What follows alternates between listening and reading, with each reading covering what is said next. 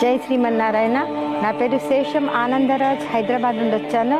మొన్న నిర్వహించినటువంటి భక్తి టీవీ వాళ్ళు 1వ తారీఖు నుండి 13వ తారీఖు వరకు నవంబర్లో నిర్వహించినటువంటి ఈ భక్తి టీవీ వాళ్ళు డోకిపర్రి అనేటువంటి మహాక్షేత్రాన్ని గురించి వివరిస్తూ వాళ్ళు కళ్యాణాన్ని చేశారు.